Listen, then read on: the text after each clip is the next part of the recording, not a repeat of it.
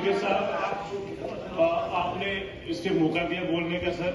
जैसे आपने खुद फरमाया कि ये बहुत ही इम्पोर्टेंट इशू है, ये बहुत बड़ा सानिया होने से बच गया जो हमारे कायद पे और ना कि खाली जम्मू कश्मीर के लेकिन पूरे मुल्क के बर सगीर में जिनका बहुत नाम है, हमारे कायद साहब डॉक्टर अब्दुल्ला साहब जिन पे अटैक हो गया। मैं सर यहाँ मुझे लगता है कि आखिर में इस पे leader of the house honourable chief कुछ भी बोलेंगे यकीनन। मैं सर यही कहूंगा कि पूरे मुल्क में अक्रॉस पॉलिटिकल लाइन्स लोगों ने इसको कंडेम किया। हम उनका शुक्रिया भी अदा करते हैं। मैं ज्यादा वक्त नहीं लूंगा सर, क्योंकि मुझे लगता है हर एक का दिल करता है इस पे बोलने का। मैं आपका शुक्रिया अदा करता हूँ। At the same time sir इतना ही कहूंगा, अगर डॉक्टर फारूक अब्दुल्ला साहब जैसी पर्सनैलिटी अगर इस स्टैचर का लीडर इस परेशानी में आ जाता है कि कोई भी आके अटैक कर सकता है, तो आम आदमी की या लेजिस्लेचर्स की क्या बात है। मैं इस पे यही चाहूंगा कि मैं इसको इस डिबेट को नीचे नहीं लाऊंगा कि हमारी सिक्योरिटी कम है। मैं ये नहीं समझता कि इसका वैल्यू इतना कम करना है इस रेजोल्यूशन का, इस डिस्कशन का। मैं खाली यहाँ डॉक्टर साहब की बात करूंगा सर। डॉक्टर साहब ने बहुत कुर्बानियां दी है, डॉक्टर साहब की जमात ने बहुत कुर्बानियां दी है, और शायद ही डॉक्टर साहब के जैसे स्टैचर का लीडर यहाँ या जो मुसलमानों को पूरा रिप्रेजेंट करेगा हमारे मुल्क में या पूरे मुल्क के लोगों को रिप्रेजेंट करता। अक्सर डॉक्टर साहब वो लीडर है जिन्होंने communal harmony, secularism, democratic institutions की जो पामानी कभी होती है उन पे पास रहते हैं। फेयरनेस लीडर अगर हम देखते हैं, अगर हम बात करते हैं तो डॉक्टर अब्दुल्ला साहब है। मैं ये मान के चलता हूँ सर, इस हाउस को तो कंडेम करेंगे ही करेंगे। मुझे लगता है जो एक विद वॉइस वोट पीडीपी के लोगों ने, बीजेपी के लोगों ने, पीपल्स कॉन्फ्रेंस, जितने भी हमारे यहाँ मुखालफिन भी अपोजिशन के लीडर्स उनने सबने किया है। लेकिन इस हाउस की सैंक्टिटी है सर, डॉक्टर साहब ने यहाँ काम किया है, अपने पूरी लाइफ सर्व किया फारूक साहब ने इस कौम के लिए, इसीलिए इस उनका नाम रहा है। यहाँ इस पे बात होनी चाहिए। और at the same time sir, मैं खत्म कर रहा हूँ, at the same time sir, क्यों हुआ, कैसे नहीं होना चाहिए था, क्या स्टेप्स लिए जा रहे हैं, जो हमें लग रहा है, जो ज्यादा तो हमारी राय है, एक कुछ इतना सीरियसनेस से।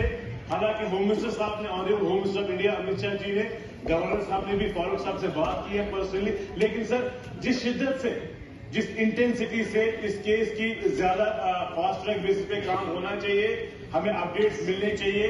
सिटिंग हाई कोर्ट या रिटायर्ड हाई कोर्ट जैसे जुडिशियल प्रूफ होना चाहिए। मुझे लगता है उन बात पे बात होनी चाहिए। और हम मानते हैं लॉ एंड ऑर्डर हमारे पास नहीं है, हम मानते हैं हम कुछ सब्जेक्ट से बात नहीं कर सकते, लेकिन जब ये डॉक्टर फारूक जैसी या हमारे चीफ मिनिस्टर या हमारे जितने सीनियर कायदीन है स्टेट के, जब उनकी सिक्योरिटी की बात आती है, मुझे लगता है ये हाउस पूरा एम्पावर्ड होना चाहिए, हम इस पर बात कर सके।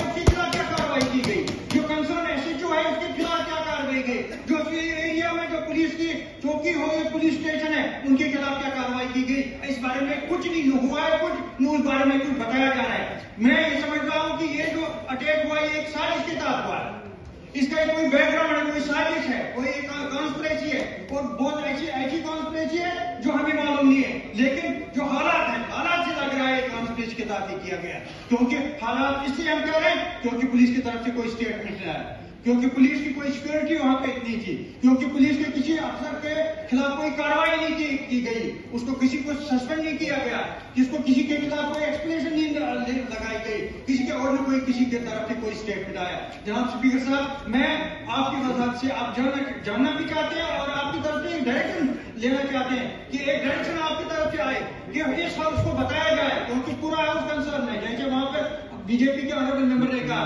कि ये सिर्फ इनका कंसर्न नहीं है, हमारा भी है। हम इसका मतलब पूरे हाउस का एक कंसर्न है, इसलिए हाउस को ये हक बनता है, पूरा हक बनता है कि हाउस में एक जानकारी मिले कि आपके कैसे हुआ, क्यों हुआ, और पुलिस ने यानी गवर्नमेंट ने क्या कार्रवाई इस बारे में की। इंसान को मौत आएगी, उसमें कोई रोक नहीं सकता है। लेकिन जिस तरह पाकिस्तानी डॉक्टर फारूक अब्दुल्ला साहब ने 96 में एक आग में कूद के, जब यहाँ नाम नहीं लेते थे लोग, जब डर जाते थे, जब वहां कश्मीर से लोग भाग के आए, लेकिन पाकिस्तानी डॉक्टर फारूक अब्दुल्ला साहब ने 96 में खड़े होके एक आग में कूद के, खुद कई बार माइंड ब्लास्ट में डॉक्टर फारूक अब्दुल्ला साहब बचे, उनकी जान कई बार कई अटैक्स में बच गई, अल्लाह ने बचाई है। लेकिन میں سمجھتی ہوں ہزاروں کی تعداد میں انہوں نے اپنے ورکرز، اپنے لیڈرز جو اس ہاؤس کے لیڈر رہے ہیں، جن کو شہید کیا گیا ہے، اس کے باوجود قادسانی ڈاکٹر فاروق عبداللہ صاحب کے ساتھ اس طرح کا انسیڈنٹ ہونا، میں سمجھتی ہوں اس کے لیے جتنا بھی دکھ کیا جائے، جتنا بھی کنڈیم کیا جائے وہ کم ہے. اور اس وقت اگر وہاں پہ پولیس اویلیبل ہوتی اور اگر نہیں تھی تو اس کے خلاف اس وقت کیا کارروائی ہوئی، کتنے لوگ اس میں سسپینڈ کیے گئے، شاید ایک بھی نہیں.